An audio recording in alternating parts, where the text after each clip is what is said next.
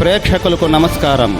ADN news TV మనదర్శి, మన local channel. ADN news TV ప్రేక్షకులకు నమస్కారం.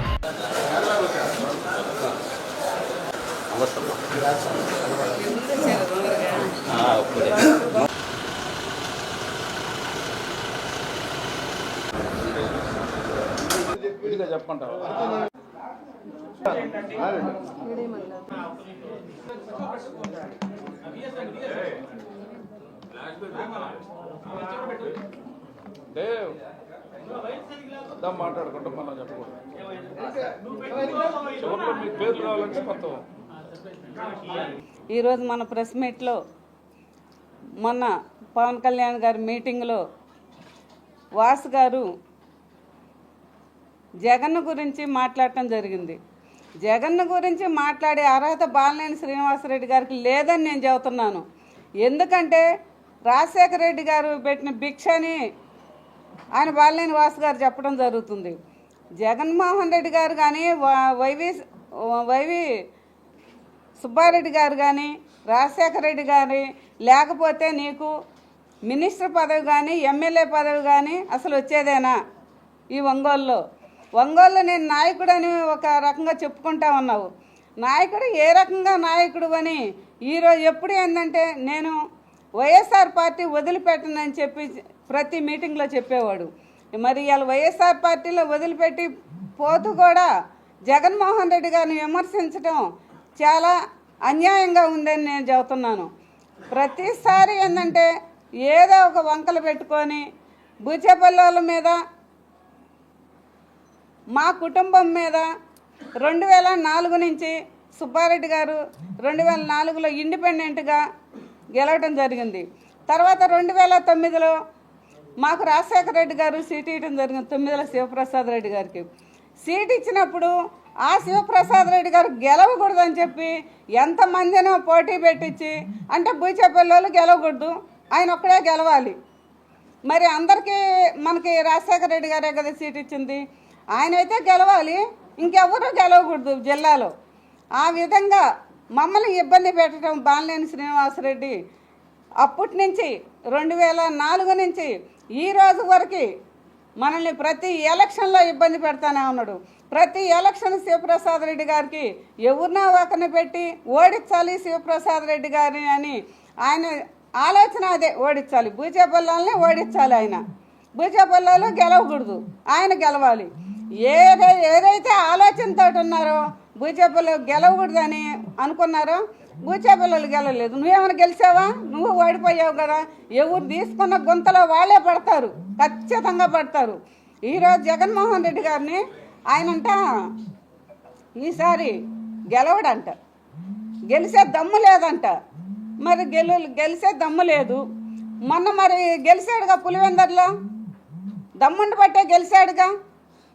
మళ్ళీ 19 నుంచి ముఖ్యమంత్రి ఎవరు చేసిన విధంగా ఎవరు చేయలే. ఆ విధంగా జగన్మోహన్ రెడ్డి గారు ముఖ్యమంత్రిగా చేసిన విధంగా, ఆ విధంగా 5 సంవత్సరాల దిగ్విజయంగా జగన్మోహన్ రెడ్డి గారు చేసాడు ముఖ్యమంత్రిగా.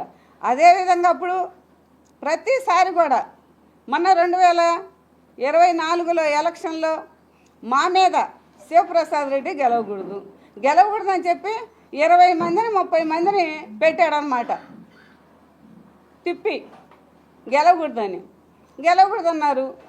ఆయన ఏదైతే ఆలోచన చేశాడో ఆయన ఆలోచన ఆయనకే కొట్టింది, ఆయనే ఓడిపోయాడు. శివప్రసాద్ రెడ్డి గారు ఎంతమంది ఎన్ని చేసినా కూడా శివప్రసాద్ రెడ్డి గారు గెలవటం జరిగింది. అదేవిధంగా ఏంటంటే నిన్న మీటింగ్లో ఏం చెప్పాడు, బూచేపల్లి వెంకయ్యమ్మ సీటుని నేను లాగేస్తాను అని అన్నాడు. బూచేపల్లి వెంకయ్యమ్మ సీటు బూచేపల్లి వాళ్ళ మీద అభిమానంతో మాకు జగన్మోహన్ రెడ్డి గారు సీటు నాకు ఇచ్చాడు జిల్లా పరిషత్ చైర్మన్గా. ఇప్పుడు నాకు జిల్లా పరిషత్ చైర్మన్గా నువ్వు తీసేయడానికి ఏ విధంగా నువ్వు తీసేస్తావు? నన్ను అసలు ఈ కుర్చీ టచ్ చేయడానికి కూడా ఆయనకు అర్హత లేదు. వాసుకి ఏం అర్హత ఉందని ఆయన నా కుర్చీ లాగేస్తాడు? నాతో పాటు జడ్పీటీసీలు అందరూ ఉన్నారు, ఎవరు పోయేవాళ్ళు కూడా లేరు, నువ్వు రమ్మన్నా కూడా వచ్చేవాళ్ళు లేరు. నీకు నిన్నటిదాకా ఒంగోలులో ఒక బాలినేని శ్రీనివాసరెడ్డి మీద కొంతమందికి అభిమానం ఉంది. ఆ అభిమానం కూడా మొన్న ఎలక్షన్లో కాదు, నిన్న మీటింగ్లో ఆయన మాట్లాడటానికి జగన్మోహన్ రెడ్డి గారు ఏ విధంగా మాట్లాడారో ఆ మాటలను చూసి చాలామంది నిజంగా ఇసుక్కున్నారు. ఆ విధంగా నువ్వు చేసుకున్నావు. నువ్వు జగన్మోహన్ రెడ్డి గారు గెలవడంటున్నావు. రేపు 29లో ఖచ్చితంగా ముఖ్యమంత్రి అయ్యేది జగన్మోహన్ రెడ్డి గారే, ఖచ్చితంగా అవుతాడు. పోయినసారి ఎన్ని సీట్లు వచ్చినాయి? 151 వచ్చినాయి. అదేవిధంగా రేపు 29లో కూడా ఖచ్చితంగా జగన్మోహన్ రెడ్డి గారు ముఖ్యమంత్రి అవుతాడు. ఏంటంటే మా కుటుంబం, బూచేపల్లి కుటుంబం ఏ విధంగా ఉందో అందరికీ తెలుసు. జిల్లాలో ఎవరి దగ్గర లంచాలు తీసుకునే వాళ్ళు బూచేపల్లి వాళ్ళు కాదు. 2004 నుంచి మేము రాజకీయంలో ఉన్నాం. మా సుబ్బారెడ్డి గారు ఆశయాలు ఏవైతే ఉన్నాయో ఆయన ఏంటంటే ఒకరికి పెట్టే విధానమే కానీ ఒకరి కాడ లాక్కునే అలవాటు లేదు. ఎవరి దగ్గర లంచాలు తీసుకునే అలవాటు కూడా మాకు లేదు. వాసుకు ఇంకొకసారి చెబుతున్నా, మా కుటుంబం నీలాగా అందరి దగ్గర లంచాలు తీసుకునే కుటుంబం కాదు మాది. ఆ విధంగా మాకు సుబ్బారెడ్డి గారు రాజకీయం నేర్పాడు. అదేవిధంగా ఇప్పటికి కాదు, మేము ఉన్నన్నాళ్ళు జగన్మోహన్ రెడ్డి గారు వెంటనే నడుస్తాము. మాకు పదవి ఉన్నా లేకపోయినా కూడా జగన్మోహన్ రెడ్డి గారితో ఉంటామని సభాముఖంగా మీ అందరికీ తెలియజేసుకుంటున్నాను. మా ప్రాణాలు పోయినంత దూరం కూడా మేము ఆ కుటుంబంతో ఉంటాము, జగన్తో ఉంటాము. అదేవిధంగా మేము ఈరోజు జిల్లా పరిషత్ చైర్మన్ జగన్మోహన్ రెడ్డి గారు మా కుటుంబం మీద అభిమానం మీద మాకు జిల్లా పరిషత్ చైర్మన్ ఇచ్చారు. ఎప్పుడు ఈ 5 సంవత్సరాలు మేము జిల్లా పరిషత్ చైర్మన్గానే నేనుంటాను. నాతో పాటు జడ్పీటీసీలు కూడా అందరు నాయంటే ఉంటారని కూడా మీ అందరికీ సభాముఖంగా తెలియజేసుకుంటున్నాను. అదేవిధంగా ఏంటంటే ఇటువంటి రాజకీయాలు మా మీద బురద చల్లొద్దని బాలినేని శ్రీనివాసరెడ్డి గారికి చెబుతున్నాను.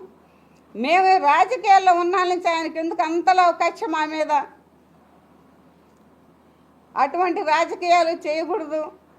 ఆయన ఆ విధంగా కూడా మా మీద మాట్లాడితే నా చైర్మన్ నేను చైర్మన్ని నా కుర్చీలు లాగుతాడంట. లాగమని వచ్చి ఆయన చేత అయితే దమ్మంటే నా కుర్చీ తీసేయమని ఆయన్ని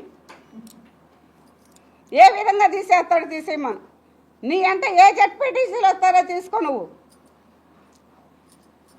నీ చేత అయితే ఒకరి ఇద్దరు నువ్వు లాక్కున్నా కూడా మా వైఎస్ఆర్ పార్టీలో మా జగన్మోహన్ రెడ్డి గారు ఇచ్చిన జడ్పీటీసీలు అందరూ నీ చేత అయితే నువ్వు మళ్ళీ ఈ పార్టీ వాళ్ళని వైఎస్ఆర్ పార్టీ జడ్పీటీసీలని రాజీనామా చేసి నువ్వు తీసుకో. చేత అయితే బాలినేని శ్రీనివాసరెడ్డి గారికి నేను చెబుతున్నాను.